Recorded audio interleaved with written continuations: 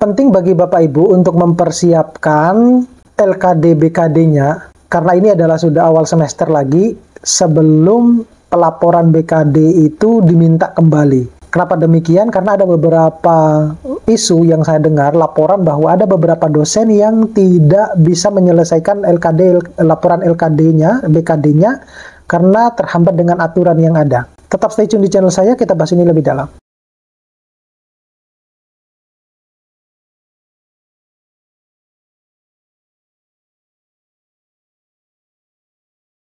Assalamualaikum warahmatullahi wabarakatuh.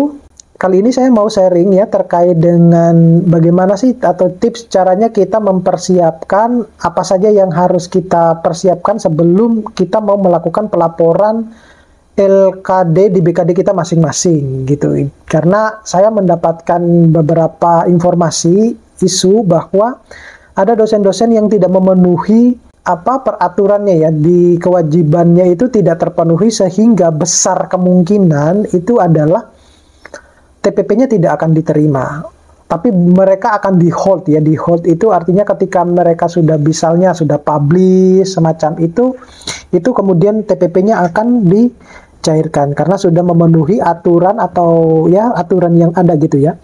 Nah, kali ini saya akan memberikan tips bagaimana biar kita itu sejak awal semester itu sudah kita mempersiapkan agar di laporan LKD BKD kita itu pada saat pelaporan itu kita tidak lagi harus terburu-buru, tergesa-gesa, ngoyo gitu ya untuk memikirkan, loh ini saya belum punya gitu ya. Terutama yang paling krusial itu adalah di bidang 2 dan kewajiban khusus gitu. Nah, apa saja yang harus kita lakukan? Yang satu, itu adalah prioritas target di setiap semesternya. Apa yang menjadi prioritas target di setiap semesternya? Yang tahu itu adalah hanya Bapak Ibu sendiri. Bagaimana caranya mengidentifikasi itu? Kalau Bapak Ibu punya kelemahan yang, katakanlah di dalam menulis atau mempublikasikan papernya, artinya kendalanya untuk mempublikasikan papernya itu butuh waktu yang panjang, maka sejak awal semester itu harus sudah diusahakan menulis dan mencari jurnal untuk publish. Satu aja, cukup satu yang dibutuhkan, cukup satu, semacam itu.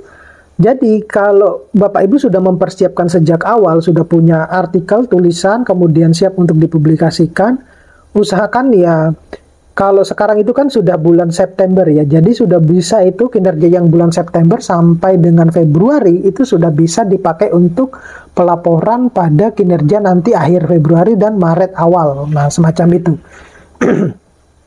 Jadi itu harus punya, terutama ya, kalau yang saya lihat itu kebanyakan itu adalah di bidang 2 publikasi, baik itu artikel maupun buku ya.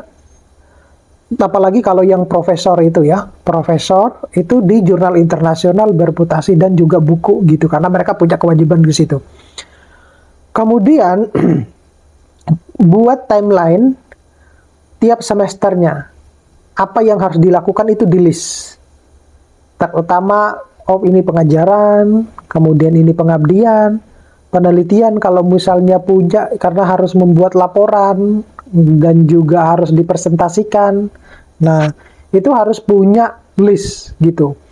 Jadi, kalau kita terbiasa bekerja dengan list yang ada, kita membuat timeline yang ada, maka proses kita untuk mendapatkan hasil akhir yang lebih baik pada saat di pelaporan LKD BKD itu akan mudah terpenuhi. Semacam itu. Karena kita sudah terbiasa bekerja dengan apa yang sudah kita listkan gitu, semacam itu. Jadi ini seringkali saya kalau di dosen-dosen senior ya, di dosen-dosen senior di kampus saya itu seringkali saya tekankan bahwa ini waktunya sudah publish nih di periode ini sama ini. Kenapa demikian? Untuk mensubmit atau paper kita itu biar publish itu kita juga butuh waktu.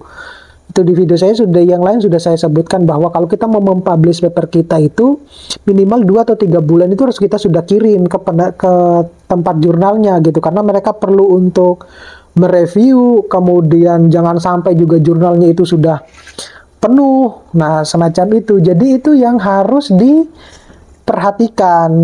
harus diperhatikan baik-baik. Nah, oleh karena itu, penting Bapak Ibu itu harus sudah merencanakannya sejak awal-awal semester. Semacam ini kan baru awal-awal semester nih. Nah, sudah punya rencana mau menulis dan mau publish kemana. Jadi sekarang nulis nih. Katakanlah 1 bulan nulis, kemudian rencananya mau publish di bulan Desember. Nah, udah Oktober itu harus sudah disubmit.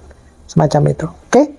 Mudah-mudahan ini bisa membantu teman-teman ya. Sampai ketemu pada video-video berikutnya. Assalamualaikum warahmatullahi wabarakatuh.